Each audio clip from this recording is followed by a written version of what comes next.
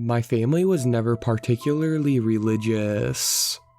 Sure, we had a few rituals here and there, but nothing too overbearing. Except when it came to her. Perhaps a small town mystery or a scary story to keep kids in line come bedtime. The girl with the skipping rope had been part of our hometown lore for over 50 years. The rules were simple. After the sun went down, we were not to open the door if we heard a girl skipping rope outside.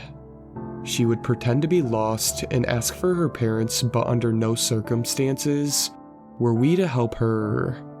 If we ignored her cries for help long enough, she would leave us alone. If you grew up with something, you come to accept it as gospel truth, no matter how implausible it may be.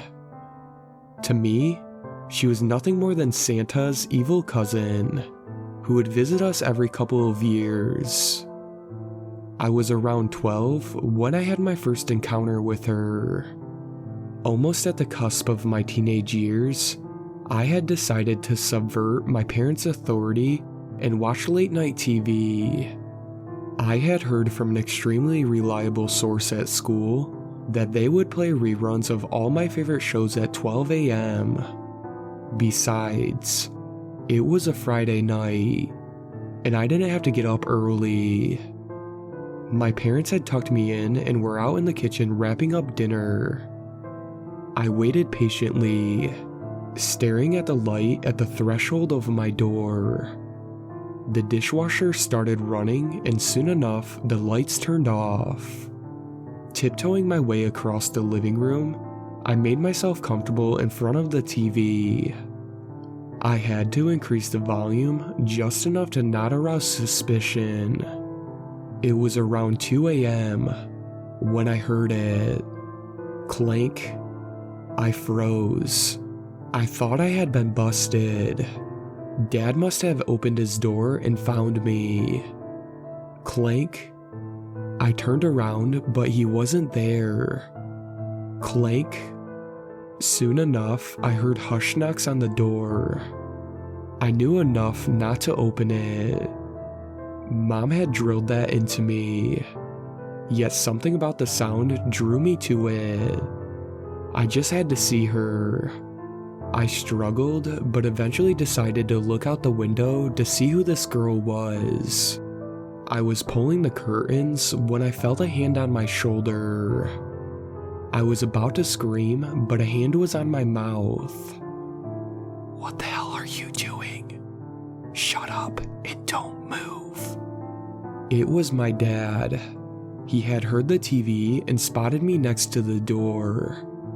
He slowly pulled me back and carried me to my room, but not before I was able to see her. I couldn't make out much. Her black hair was covering her face and her eyes were pointed at the ground. She was dressed in white, but was covered completely in mud and dirt. She just stood there with her rope, waiting at the door. "What is wrong with you, Aaron? Have you lost your damn mind? Stay here. Let me get your mother." I knew I had messed up. Mom was going to kill me. She came in and started frantically pacing around the room. She didn't open the door. I caught her in time. My dad said, "No, you don't understand. Being near her is enough of a curse. We are fucked." That was one of the few times I heard my mom curse. After what felt like an hour of yelling, I was told to go into my room. I was grounded for a week. In that week, Father Brown stopped by to bless the house. Mom and Dad became extremely reserved around me. You'd think I shot the family dog. Over the course of the next month, there were rumors that she was visiting the town again. Behaviors radically changed. What was once a bustling community was now at a standstill. Lights would be out by 9 p.m. Kids were not allowed to stay out after dark. Church was packed every Saturday. All of this seemed performative to me until Mark disappeared. Mark had been one of my closest friends at school, and I told him about my encounter multiple times. I knew he wasn't stupid enough to open the door. The police treated it as a missing case, but we all knew what had happened. I was an inconsolable mess for the rest of the year. Needless to say, I didn't ever stay up late again. Mark wasn't the only one, however. Next it was Mr. Paul, who lived by the river. Then Miss Wu, who ran our town bakery.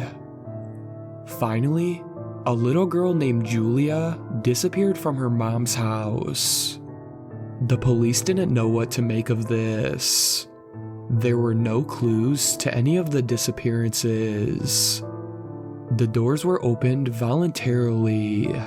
There were no signs of forced entry. The victims had seemed normal until their disappearance. No leads were ever found. Everyone stayed extremely vigilant. Parents would sleep with their kids with a shotgun next to the bed. Over the next year or two, the fear died down. No one really spoke about the disappearances or the girl, although it was always a lingering thought for most people in town. A good amount of people moved, and the state decided more resources and personnel to our city. With the band-aid of time, things got better. 4 years later, they found Miss Wu's body in the forest. From what they could make of the corpse, she had been choked to death with a metal object. Her face was brutally caved in, and her skull had significant blunt force trauma. By this point, however, she was nothing more than a footprint in the newspaper. Eventually, I moved to the city. The girl with the skipping rope would pop up in my nightmares here and there. But besides that, I never paid much attention to her. Life was busy, and I wanted to move on from my small town. I turned 40 last year. Now with a daughter of my own, I realized that my parents did their best to protect me my whole life. Perhaps it was this thought that led to the events of last night. "Mom, someone is at the door." My daughter startled me awake. It was 8 p.m., and it looked like I had fallen asleep on the couch. I got up to investigate. Clank, clank, clank. My blood ran cold, and it felt like my legs were giving out. I picked up my daughter and locked her in her room. 29 years. 29 years had gone by. I didn't believe this was happening. I was probably in one of my nightmares. Clank, clank, clank. I didn't know what to do. Suddenly, I was the scared child caught watching TV in the living room. The same force that compelled me to let her in all those years ago came back much stronger. I was able to gather myself and turn around to go to the room. From the corner of my eye, I caught a glimpse of her from the window. The same dirty white clothes, the same black hair, except this time, she was staring right at me, her eyes piercing through my soul. She smiled at me and beckoned me to let her in. I decided to run, but before I knew it, I was in the forest being pulled by my neck, 1,000 little knives being dragged across my back. The legends got one thing wrong. The sound was not her skipping rope. She had always been holding a long metal chain, and now she was going to kill me with it. I struggled and tried to break free from the noose around my neck. I heard her laugh at my efforts. Please let me go. I have a daughter." I struggled to get the words out. Fueled by my adrenaline, I pulled the chain forward to where I could catch my breath. I snuck out from under that chain and ran. I ran as fast as I could across the forest, but I could hear her following me. Someone spotted me by the highway and called the police. At the hospital, I tried to explain the girl with the chain who tried to kill me, yet no one would believe me. Temporary psychosis, I believe they called it. The doctors theorized that I tried to harm myself and I was committed for 7 days. My daughter has since been staying with my mom, and I can breathe a sigh of relief, because I know the girl will be waiting for me when I get out.